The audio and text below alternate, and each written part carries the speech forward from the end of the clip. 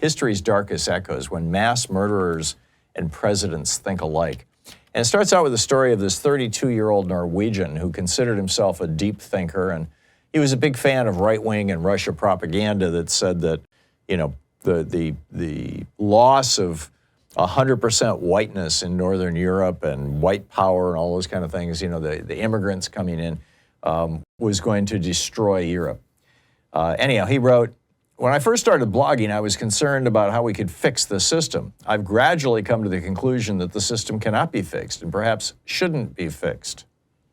He goes on to say, "If we define the system as mass immigration from alien cultures, globalism, multiculturalism, and suppression of free speech in the name of tolerance, then this is going to collapse. It's inevitable." And he goes on to say, you know, the goal of Western survivalists, and that's what we are, should not be to fix the system, but to be mentally and physically prepared for its collapse. He said, we need to seize the window of opportunity.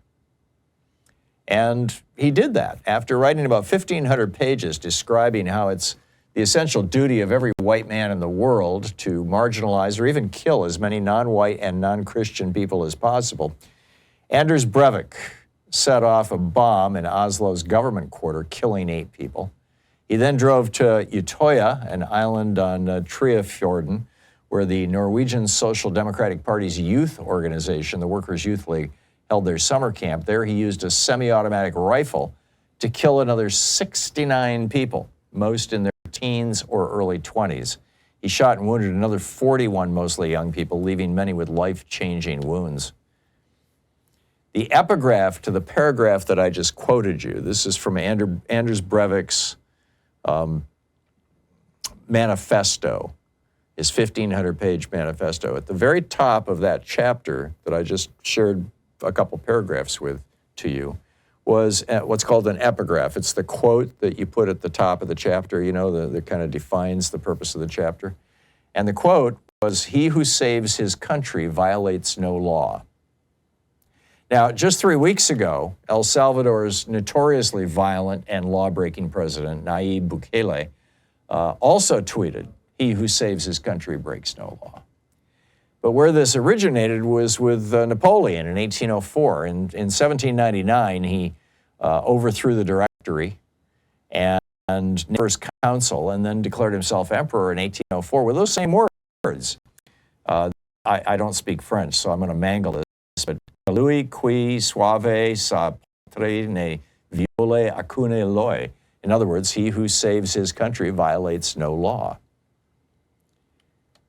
So, you know, this was Breivik's hope that Europe would end up with a strongman, white supremacist dictator, sort of like Hitler.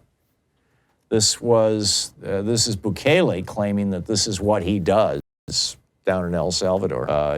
It's strongman rule. And this is why it's so troubling that Donald Trump tweeted that this weekend, twice. I mean, this phrase,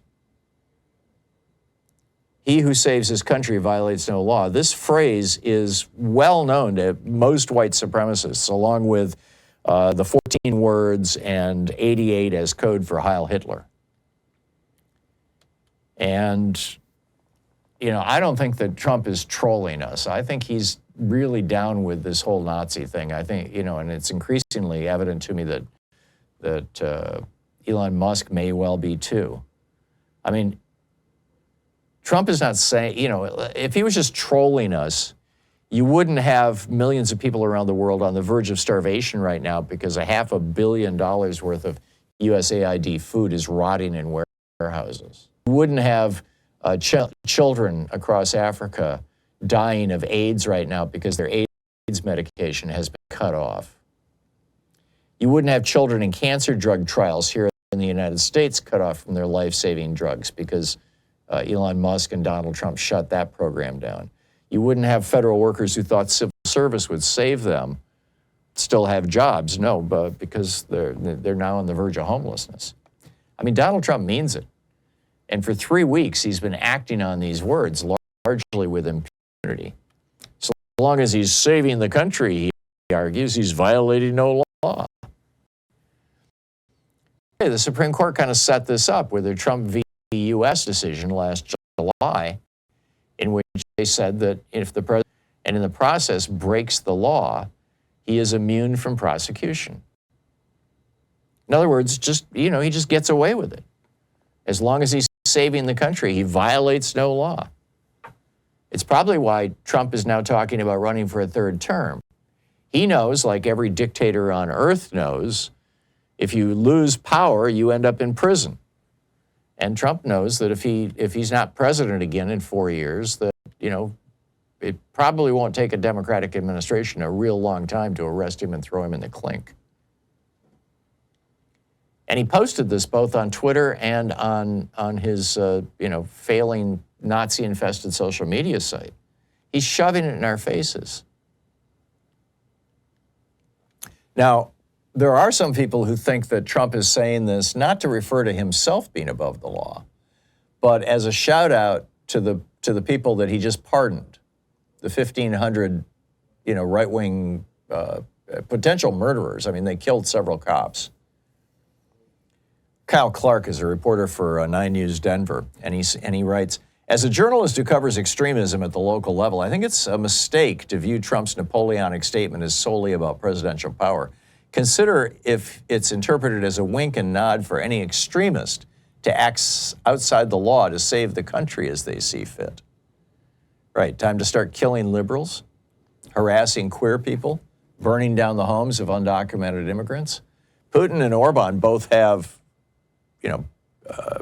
non-government militias that do exactly those things on a regular basis.